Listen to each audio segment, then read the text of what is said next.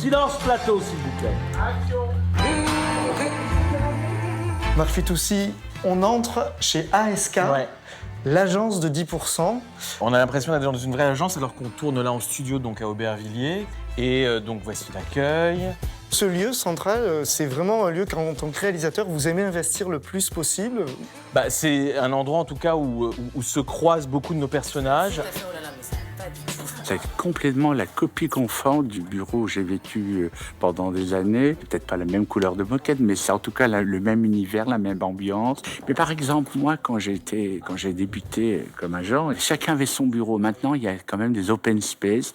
Et ça, quelque part, ça enlève au fait qu'on peut parler, on est obligé de parler tout bas pour dire du mal de son voisin ou dire du bien de son actrice. Et du reste, ce que le décorateur a bien fait, c'est que tous les bureaux de chaque agent reflètent un peu leur caractère. S'il vous plaît, 3, 2, 1, action, répétition. On a fait le Yassa. Hello. Qu'est-ce que c'est que ça? Et ils emménagent chez nous pour qu'on puisse sous-louer l'autre étage. Mon bureau! Ah, j'aime bien. On se croirait dans une vraie agence.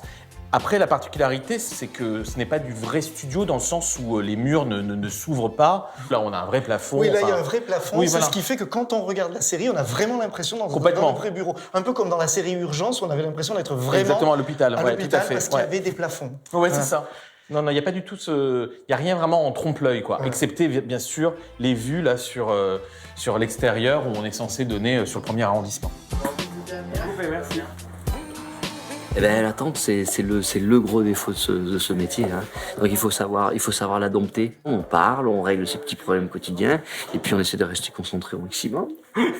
Et action répète. J'adore, sur ce personnage de Gabriel, me servir de mes expériences, de mes passés dépressifs, de mes passés méchants, de mes passés jaloux. Je sais pas s'il s'agirait de la dernière saison, il semblerait que oui. Et la dernière saison, j'ai affaire à un personnage qui a évolué dans beaucoup plus des adultes, quoi. C'était un garçon qui est en train de devenir adulte, il a mis du temps. Et j'ai trouvé ça très, très touchant.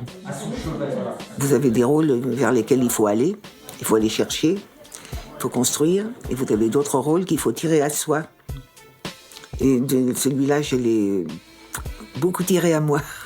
Donc c'est plus Liliane que l'on voit quand on voit... Il y a beaucoup de Liliane dans Arlette. Beaucoup. Et puis ce personnage, il m'a quand même porté bonheur. Je lui ai aussi de la reconnaissance. Je l'aime bien. Je la fréquente. Je la connais. Je serais certainement affectée le jour de la dernière. J'aurais certainement un petit blues. Avec plaisir, quoi. Donc c'est la dernière, vraiment? Non, parce que moi j'ai une idée derrière la tête. Je ne vais pas le dire encore. Très bien. On va garder le suspense.